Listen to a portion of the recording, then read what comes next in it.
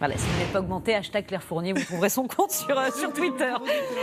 Du cinéma, donc Bintili, vous nous emmenez voir La forme de l'eau. Oui, c'est le dernier Guillermo del Toro. C'est le film dont tout le monde parle et qui va marquer cette année 2018. Il a déjà reçu le Lion d'Or à la Mostra de Venise, 2 Golden Globes. Il est nommé, écoutez bien, 13 fois aux Oscars. C'est donc le favori. Alors, La forme de l'eau, c'est une romance fantastique. On suit l'histoire d'Elisa, femme de ménage dans un laboratoire gouvernemental très secret.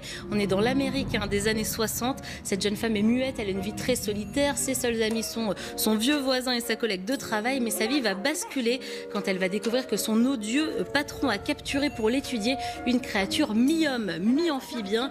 Elisa va s'intéresser de près à ce monstre et elle va même tomber amoureuse. Extrait. Elisa, dépêche!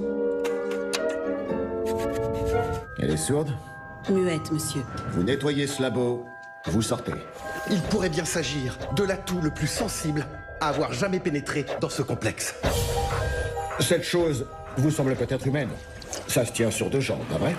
Cette créature est intelligente, capable de langage, de capter des émotions. Les indigènes d'Amazonie le vénéraient comme un dieu. Le faire sortir? Qu'est-ce que vous racontez? Non! Ne fais pas ça, Elisa! Dites-moi ce qu'elle vient de dire! Ne fais pas ça! Ce n'est même pas humain.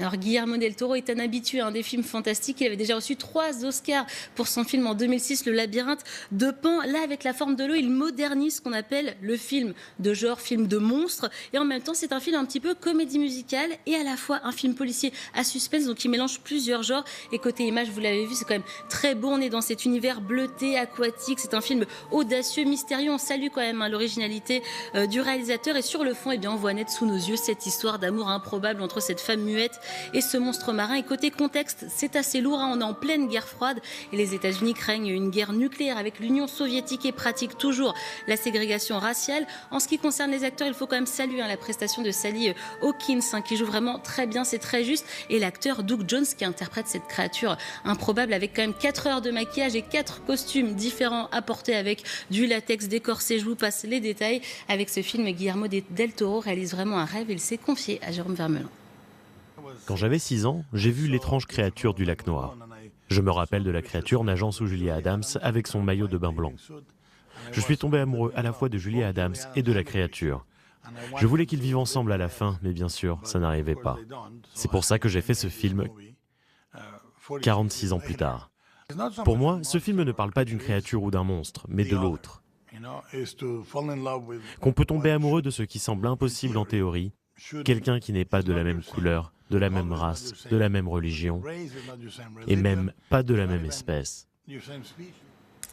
Alors j'ai du mal à vous donner un avis tranché sur ce film. J'ai envie de vous dire, allez le voir. Ça dure quand même 2 heures. Vous ne ressortirez pas indemne de cette séance, c'est sûr. Et la musique d'Alexandre Desplat, notre français, est magnifique. On espère l'Oscar pour lui aussi. Voilà, il y a du choix ce matin. Ou alors vous pouvez aller voir le documentaire sur Jean-Luc Mélenchon de Cyril Adrien. Dans un autre genre.